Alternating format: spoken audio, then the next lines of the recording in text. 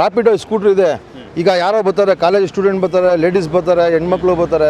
ಅವ್ರು ಏನು ಮಾಡ್ತಾರೆ ಅಂದರೆ Rapido white board auto scooter ಓಡಿಸ್ತಾರೆ. ಏನು ಮಾಡ್ತಾರೆ ಅಂದರೆ ಅವ್ರು ಶೋಕಿಗೆ ಸ್ಕೂಟ್ರ್ ಓಡಿಸ್ತಾರೆ. ಅದು ಈಗ ಯಾರೋ ಒಬ್ಬ ಕೆಲ್ಸಕ್ಕೆ ಹೋಗ್ತಾನೆ, ಬರ್ತಾನೆ, ಅವನು ನ್ಯಾವಾಗ ಅವ್ನಿಗೆ ಪ್ಯಾಂಟ್ ಕಟ್ಟಾಕಿ ಬೆಲ್ಟ್ ಕಟ್ಟಾಕಿ ಶೂ ಹಾಕಕ್ಕೆ ಬರಲ್ಲ. ಅವ್ನು ಟೀ ಶರ್ಟ್ ಹಾಕೊಂಡು ಸ್ಪ್ರೇ ಹೊಡ್ಕೊಂಡು ಸ್ಕೂಟ್ರ್ ತಗೋ ಬರ್ತಾನೆ. ಅವ್ನೇನು ಮಾಡ್ತಾನೆ, ಒಳ್ಳೊಳ್ಳೆ ಹುಡುಗಿರ್ಗಳು ಕೂತ್ಕೋತಾರೆ ಸ್ಕೂಟ್ರಲ್ಲಿ. ಯಾವ ಗಂಡಸು ಕೂತ್ಕೋತಾನ ಕೂತ್ಕೊಳ್ಳಿಕ್ಕಿಲ್ಲ. ಯಾರ ಬರೀ ಲೇಡೀಸ್ಗಳೇ ಎಲ್ಲಿರ್ತಾರೆ, ಬರೀ ಕಾಲೇಜ್ಗಳ ಹತ್ರ ಇರ್ತಾರೆ. ಯಾಕೆ ಬೇರೆಯವ್ರು ಯಾರು ಹೆಣ್ಮಕ್ಳಿಲ್ವಾ? ವೈಟ್ ಬೋರ್ಡ್ ಟ್ಯಾಕ್ಸಿ ಹೇಳ್ತಾ ಇರೋದು, ರ್ಯಾಪಿಡೋ ಸ್ಕೂಟರ್ ಬಗ್ಗೆ ನಾನು ಹೇಳ್ತಾ ಇರೋದು. ಏನು ಮಾಡ್ತಾರೆ ಅವರು? ಹುಡುಗಿರ್ಗಳಿಗೆ, ಆಂಟಿರ್ಗಳಿಗೆ ಕಡಿಮೆ ದುಡ್ಡಲ್ಲ ಸರ್, ಕಡಿಮೆ ದುಡ್ಡು ಎಲ್ಲರಿಗೂ ಬರ್ತದೆ. ನಾವು ಕಷ್ಟಪಟ್ಟು ಗೆಯ್ತಾ ಇದ್ದೀವಿ, ನೀವು ಕಷ್ಟಪಟ್ಟು ಗೆಯ್ತಾ ಇದ್ದೀವಿ. ಅವ್ರು ಏನು ಮಾಡ್ತಾರೆ, ಶೋಕಿಗೆ ಬರ್ತಾರೆ. ಯಾರು ಈ ಸ್ಕೂಟ್ರನ್ನು, ಈಗ ಆಟೋದನ್ನು ಡ್ರಿಂಕ್ಸ್ ಮಾಡ್ಕೊಂಡು ಗಾಡಿ ಓಡಿಸಿದ್ರೆ ಪೊಲೀಸ್ನವ್ರು ಹಿಡಿತಾರೆ. ಅವ್ರ ಧರ್ಮ ಅದು. ಯಾರ ಧರ್ಮ? ಪೊಲೀಸ್ನವ್ರ ಧರ್ಮ. ಈಗ ಈ ಸ್ಕೂಟ್ರನ್ನು ಎಣ್ಣೆ ಹೊಡ್ಕೊಬತ್ತಾನೋ, ಗಾಂಜಾ ಹೊಡ್ಕೊಬತ್ತಾನೋ, ಸರಿಸನ್ ಹೊಡ್ಕೊಬತ್ತಾನೋ, ಅದನ್ನ ಯಾರು ಕೇಳ್ತಾರೆ? ಅದನ್ನ ಯಾರು ಕೇಳಲ್ಲ. ಯಾರು ಚೆಕ್ ಮಾಡ್ತಾರೆ? ಇಲ್ಲಿ ಬಂದು ಕೇಳಿದ್ರೆ ಯಾರೋ ಮಗನೇ ನೀನು ಕೇಳಕ್ಕೆ ಅಂತಾನೆ. ಯಾರೋ ಈ ಸ್ಕೂಟ್ರೋನು ಅವ್ನಿಗೇನು ಕೆಲ್ಸಕ್ಕೆ ಹೋಗಿ ಬರ್ತಾನ? ಅವ್ನಿಗೆ ದುಡ್ಡು ಬೇಡ ಸ್ವಾಮಿ, ದುಡ್ಡು ಬೇಡ. ಅವ್ನಿಗೆ ಶೋಕಿ ಬೇಕು. ಯಾರಿಗೆ? ಸ್ಕೂಟ್ರ್ ಅವ್ನಿಗೆ ಶೋಕಿ ಬೇಕು. ಹಿಂದೆ ಕೆಲವರು ಪಾರ್ಟ್ ಟೈಮ್ ಕೆಲಸಕ್ಕೂ ಬರ್ತಾ ಇದ್ದಾರೆ. ಯಾರು ಪಾರ್ಟ್ ಟೈಮ್ ಬರ್ತಾ ಇಲ್ಲ. 99% ಅದೊಂದನ್ನ ಕೆಲಸ ಇರೋದು. ಇಷ್ಟು ವರ್ಷ ಕೆಲಸ ಇರಲಿಲ್ವಾ? ಸ್ಕೂಟ್ರಲ್ಲಿ ಬಾಡಿಗೆ ಹೊಡೆಗೆ ಇರಲಿಲ್ವಾ? ವೈಟ್ ಬೋರ್ಡ್ ಟ್ಯಾಕ್ಸಿ ಬಂದ್ ಆಗೋದಕ್ಕೆ ಆರ್ಡರ್ ಆಗಿದೆ. ಖುಷಿ ಆಯಿತು ಸರ್, ಖುಷಿ ಆಯಿತು. ಏನಕ್ಕೆ ಅಂದರೆ ಇವಾಗ ನೋಡಿ, ವೈಟ್ ಬೋರ್ಡ್ ಟ್ಯಾಕ್ಸಿಗಳು ಬಂದಿರೋದು ಏನು ಉದ್ದೇಶ ಅಂದರೆ ಇವಾಗ ಆದಾಯ ಎಲ್ಲೂ ಇಲ್ಲ ಅವ್ರಿಗೆ. ಸೊ ಇದರಿಂದ ಆದಾಯ ಇದೆ ಅಂದ್ಬಿಟ್ಟು ಇಲ್ಲಿಗೆ ಬರ್ತಾವ್ರೆ. ಸೊ ಹಳೇ ಆಟೋ ಡ್ರೈವರ್ಗಳು, ಚಾಲಕರು ಏನು ಮಾಡಬೇಕು ಅಂದರೆ, ಸೊ ಒಂದು 25 ವರ್ಷದಿಂದ ನಾವು ಆಟೋ ಓಡಿಸ್ತಾ ಇದ್ದೀವಿ ಸರ್. 25 ವರ್ಷದಿಂದ ಈ ಫೀಲ್ಡಲ್ಲಿ ಇದ್ದೀವಿ. ಆವಾಗೆಲ್ಲ ನಮಗೆ ಈ ಥರ ಇಷ್ಟು ಹಿಂಸೆ ಏನಿಲ್ಲ ದುಡಿಮೆಗೆ. ಇವಾಗ ಬಸ್ ಫ್ರೀ ಆಯಿತು, ದುಡಿಮೆ ಇಲ್ಲ. ಎರಡನೇದು ಈ ವೈಟ್ ಟ್ಯಾಕ್ಸಿ ಬತ್ತು, ಅದರಿಂದನೂ ದುಡಿಮೆ ಇಲ್ಲ. ಹಳೆ ಚಾಲಕರು ಏನು ಮಾಡಬೇಕು? ಏನು ಆದಾಯ ಮಾಡವ್ರೆ? ಬಸ್ ಫ್ರೀ ಮಾಡಿದ್ರು ಲೇಡೀಸ್ಗೆ. ಹಳೆ ಚಾಲಕರು, ಆಟೋ ಚಾಲಕರಿಗೆ ಏನು ಮಾಡಿರ? ನಿರುದ್ಯೋಗಿಗಳಿಗೆ ಯಾರು ನಮ್ಗೆ ಎಲ್ಲಿ ಸರ್ ಕೊಡ್ತಾರೆ? ಇವಾಗ ಮನೆ ಹೆಂಗ್ಸು ಅಂತ ಕೊಟ್ಟರೆ ಅದು ನನಗಾಯ್ತು ಅಂದ್ಬಿಟ್ಟು ಅವರು ಉಪಯೋಗಿಸ್ತವ್ರೆ. ಬಸ್ ಫ್ರೀ ಇದೆ ಅಂತ ಬಸ್ ಹತ್ಕೊ ಹೋಯ್ತವ್ರೆ. ಒಂದು 10 ರೂಪಾಯಿದು ಏನೇ ಒಂದು ಪರ್ಚೇಸ್ ಮಾಡ್ಬೇಕಂದ್ರೆ ಸಿಟಿಗೆ ಬಸ್ ಹತ್ಕೊ ಹೋಯ್ತವ್ರೆ. ಆ 2,000 ನಮ್ಗೆ ಎಲ್ಲಿ ಕೊಡ್ತಾರೆ? ಈಗ ವೈಟ್ ಬೋರ್ಡ್ ಟ್ಯಾಕ್ಸಿ ಬಂದಾದರೆ ಆಟೋದವರು ಜಾಸ್ತಿ ದುಡ್ಡು ಕೇಳ್ತಾರೆ, ಖರ್ಚಾಗಿ ಬರಲ್ಲ, ಡಿಮ್ಯಾಂಡ್ ಮಾಡ್ತಾರೆ ಅಂತ ಜನರು ಕೂಡ ಹೇಳ್ತಾರೆ. ಇಲ್ಲ ಸರ್, ಖಂಡಿತವಾಗ್ಲೂ ಇಲ್ಲ. ನೀವೆಲ್ಲ ಕರೆಕ್ಟಾಗಿ ಮೀಟ್ರ್ ಹಾಕೊಂಡು ಬರ್ತೀರಾ? ಸರ್ ನಾವು ಆಗ್ಲಿಂದ ಈ ಫೀಲ್ಡಲ್ಲಿ ಇದ್ದೀವಿ. ಸೊ ಎಲ್ಲಿಗೆ ಎಷ್ಟು ಮೀಟ್ರ್ ಉಳಿಯುತ್ತೆ ಆ ನಿಯತ್ತಿನ ಬಾಡಿಗೆ ತಗೋತೀವಿ. ಅತಿ ಆಸೆನೇ ನಮ್ಗೆ ಸರ್, ನಮ್ಗೆ ಎಷ್ಟು ಇದೆ ನಮ್ಮ ಬಾಡಿಗೆ ಅಷ್ಟೇ. ಫಾರ್ ಎಕ್ಸಾಂಪಲ್ ಬರ್ತಾರೆ ಅರ್ಧದಲ್ಲಿ. ಇವಾಗ ಈಗಲಿನ ಜನ್ರೇಷನ್ ಹುಡುಗರುಗಳು ಗೊತ್ತಿರಲ್ಲ, ಒಂದು ಏರಿಯಾ ಗೊತ್ತಿರಲ್ಲ, ಡಿಮ್ಯಾಂಡ್ ಮಾಡ್ತಾರೆ. ಸೋಕಿ 4 ದಿನ ಬನ್ನಿ, ನಮ್ಮ ಬಜಾಜ್ ಫೈನಾನ್ಸಲ್ಲಿ ಎಷ್ಟು ಗಾಡಿಗಳು ಸೀಸ್ ಆಗವೆ ತೋರಿಸ್ತೀನಿ. ಎಲ್ಲ ಚಿಕ್ಕ ಹುಡುಗರುಗಳೇ 3 ತಿಂಗಳು ಓಡಿಸ್ತಾರೆ, 4ನೇ ತಿಂಗಳು ಸೀಸು, ಲೋನ್ ಕಟ್ಟಿರಲ್ಲ. ನಮ್ದು ಹಂಗಲ್ಲ, ಏನೂ ನೋಡಲ್ಲ. ಮನೇಲಿ ತಾಯಿ ತಂದೆ ಏನೋ ನನ್ನ ಮಗ ಒಂದು ಜೀವನಕ್ಕೆ ಒಂದು ಆಟ ಎತ್ಕೊ ಹೋಗೋನೆ, ಅವರು ಅಷ್ಟೇ ಅಂದ್ಕೊಳ್ಳೋದು. ಸೊ ಇವ್ರು ಏನು ಮಾಡ್ತಾರೆ, ತಂದೆ ಸೋಕಿ ಮಾಡ್ಕೊಂಡು ಗಾಡಿ ಸೀಸ್ ಮಾಡಿಬಿಟ್ಟು ಒಯ್ತಾ ಇರ್ತಾರೆ. ಸೊ ಇವ್ರುಗಳು ಡಿಮ್ಯಾಂಡ್ ಮಾಡಿರ್ತಾರೆ ಅಷ್ಟೇ ಹೊರ್ತು ಆಗ್ಲಿನ ಡ್ರೈವರ್ಗಳು, ಹಳೇ ಡ್ರೈವರ್ಗಳು ಏನಿರ್ತಾರೆ 20-25 ವರ್ಷದ ಹಿಂದೆ ಡ್ರೈವರ್ಗಳು ಆದಂಥವ್ರು ತೂಕವಾಗಿ ಬಾಡಿಗೆ ಕೇಳ್ತಾರೆ, ತೂಕವಾಗಿ ಜಾಗಕ್ಕೆ ಕರ್ಕೊಂಡ್ಬಿಡ್ತಾರೆ. ಈಗ ಮೀಟ್ರ್ ಎಷ್ಟಿದೆ? ಮೀಟ್ರ್ ಈಗ ಮಿನಿಮಮ್ 30 ಇದೆ ಸರ್. ಬ್ಯಾಂಗ್ಳೂರಲ್ಲಿ ಆಲ್ಮೋಸ್ಟ್ 40 ರೂಪೀಸ್ಗೆ ಸ್ಟ್ರೈಕ್ ಮಾಡಿದೆ. ಇವಾಗ ಅದು ಈಗ ಅಲ್ಲಿ ಏನಾದ್ರು ರನ್ನಿಂಗ್ ಆಗಿದ ತಕ್ಷಣ ಮೈಸೂರಿಗೂ ಆಗುತ್ತೆ ಸರ್. 40 ರೂಪಾಯಿ ಮೀಟ್ರ್ ಮಾಡಿದ್ರೆ ನಮ್ಗೊಂಚೂರು ವರ್ಕೌಟ್ ಆಗುತ್ತೆ ಸರ್, ವರ್ಕೌಟ್ ಆಗುತ್ತೆ. ಕೇಳಿ ಜಾಗಕ್ಕೆ ಬರ್ತೀರಿ, ಜಾಸ್ತಿ ದುಡ್ಡು ತಗೊಳ್ಳಲ್ಲ ಸರ್. ಅವ್ರ ಖುಷಿಯಿಂದ ಕರ್ಕೊಂಡ್ಬಿಟ್ಟಾಗ ಅವರೇ 10-20 ಸೇರಿಸ್ಕೊಡ್ತಾರೆ.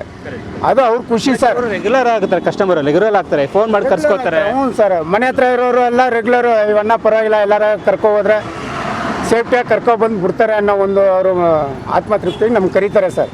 ಆಟೋ ಎಷ್ಟು ವರ್ಷದಿಂದ ನೋಡ್ತಾ ಇದ್ದೀರಾ? ನಾನು ಹುಟ್ಟೇ ಇರಲಿಲ್ಲ. ಇವರು ಹಿರಿ ಮನ್ಸು. ಇವ್ರಿಗೆ ಕನಿಷ್ಠ ಪಕ್ಷ ಅಂದರೆ ಒಂದು 65 ಇಯರ್ಸ್ ಆಗಿದೆ. ಇವರು ಲಾಮ್ಲೆಟ್ ಆಟೋ ಇತ್ತಲ್ಲ, ಆ ಕಾಲದಿಂದ ಇವ್ರು ಆಟೋ ಓಡಿಸ್ತಾ ಇರೋದು.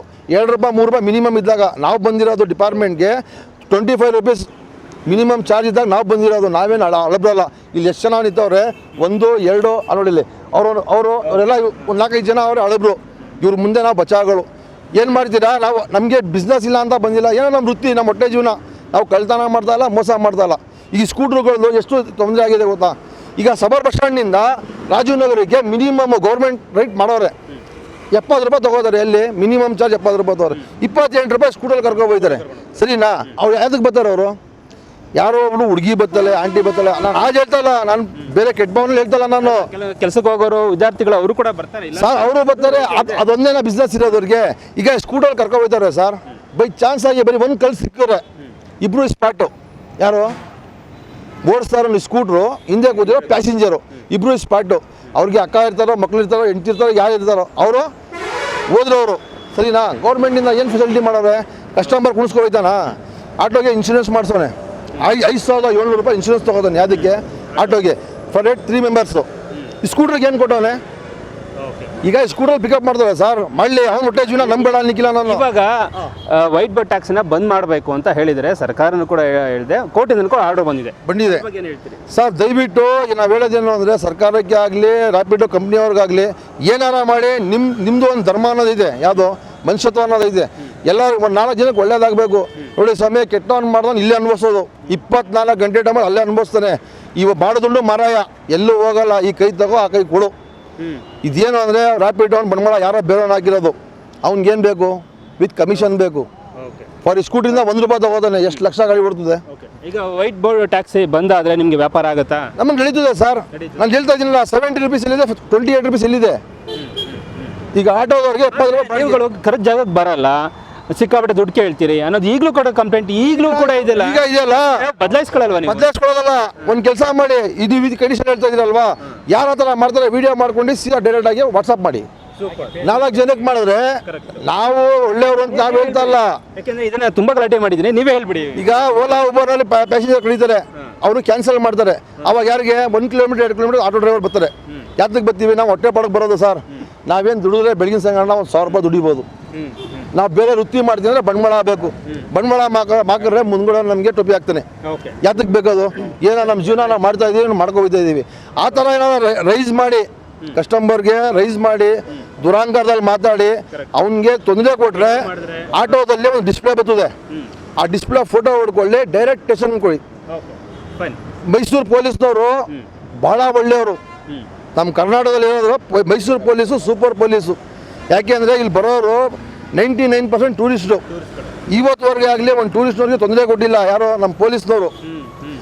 ಆಟೋ ಡ್ರೈವರ್ಗೆ ತೊಂದರೆ ಕೊಟ್ಟಿಲ್ಲ, ಯಾರಿಗೂ ತೊಂದರೆ ಕೊಟ್ಟಿಲ್ಲ ನಮ್ಮ ಪೊಲೀಸ್ನವರು. ಯಾಕಂದರೆ ನಾವು ಹೇಳ್ತಾ ಇರೋದು, ಇವು ಕಮಿಷನರ್ ಆಗಲಿ, ACP ಆಗಲಿ, IGP ಆಗಲಿ, ದೇವರಂಜೆ ಮನ್ಸೂರು ಆಟೋದವ್ರಿಗೆ ಸಖತ್ ಸವಲತ್ತು ಮಾಡಿಕೊಟ್ಟವ್ರೆ. ಯಾಕೆಂದರೆ ಏನು ಹೇಳ್ತಾರೆ ಅಂದರೆ, ಅವರು ನಿಮ್ಮ ಸಿಸ್ಟಮ್ ಆಗಿರಿ. ಸರಿ, ಈಗ ನಾನು ಹೇಳ್ತಿರೋದು, ಈಗ ವೈಟ್ ಬೋರ್ಡ್ ಟ್ಯಾಕ್ಸ್ ನಿಂತ ಮೇಲೆ ಆಟೋದವ್ರ ಉಪಟಳ ಜಾಸ್ತಿ ಆಗುತ್ತೆ, ಜಾಸ್ತಿ ದುಡ್ಡು ಕೇಳ್ತಾರೆ, ಇಲ್ಲ ಗಲಾಟೆ ಮಾಡ್ತಾರೆ, ಖರ್ಚು ಜಾಗಕ್ಕೆ ಬರಲ್ಲ, 1:2 ತಗೋತಾರೆ. ಹಂಗೇನಾದ್ರು ಆಯಿತು ಅಂದರೆ ನೀವು ಆಟೋ ಡ್ರೈವರ್ಗಳಿಗೆ, ನಿಮ್ಮ ಅಸೋಸಿಯೇಷನ್ ಅವ್ರಿಗೆ ಏನಾದ್ರು ಜನರು, ನಾನು ಪಬ್ಲಿಕ್ ಪರವಾಗಿ ನಾನು ಕೇಳ್ತಿರೋದು, ಒಂದು ಫೋಟೋ ಅಥವಾ ವಿಡಿಯೋ ಅಥವಾ ಅದ್ರ ನಂಬರ್ ಕೊಟ್ಟರೆ ಆಮೇಲೆ ಆಕ್ಷನ್ ತೊಗೊಳ್ತಾರ ಆಗುತ್ತೆ. ಸುಮ್ಮನೆ ಜಗಳ ಆಡೋದು ಬೇಡ ಅಂತ ನೀವು ಹೇಳ್ತೀವಿ. 99% ನಾನು ಹೇಳ್ತಿರೋದು ಏನಂದರೆ, ನಾವು ಮುಂದ್ಗಡೆ ಅವ್ರಿಗೆ ತಪ್ಪು ಅಂತ ಹೇಳೋಕ್ಕಾಗಲ್ಲ. ನಾವು ಸರಿ ಇದ್ದರೆ ಮುಂದ್ಗಡೆ ತಪ್ಪು ಸರಿ ಅಂತ ಹೇಳ್ಬೇಕಾಗಿರೋದು.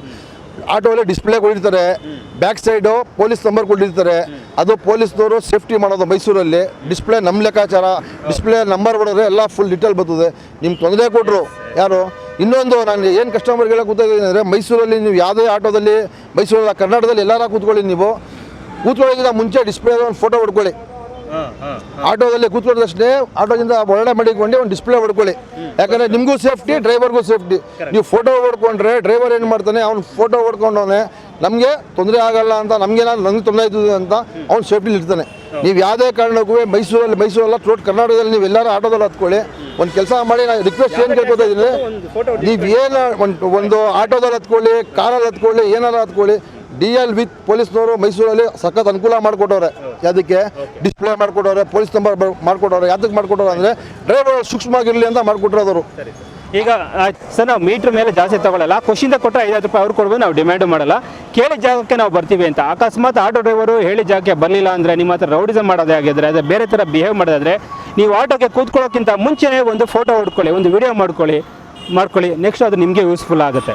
ಹಾಗೆ ಕೆಲವು ಆಟೋ ಡ್ರೈವರ್ಗಳಿಗೂ ಹೇಳ್ತೀನಿ, ಕೆಲವು ಕೆಟ್ಟವರು ಇದ್ದಾರೆ. ಪ್ಯಾಸೆಂಜರ್ ಏನು ತುಂಬ ಒಳ್ಳೆಯವರು ಅಂತ ಹೇಳ್ತಿಲ್ಲ, ಅವರಲ್ಲೂ ಕೂಡ ಕಿರಿಕ್ ಮಾಡೋಂಥ ಕಿರಿಕ್ ಪಾರ್ಟಿಗಳಿರ್ತಾರೆ. ಇದು ರೈಟ್ ನ್ಯೂಸ್.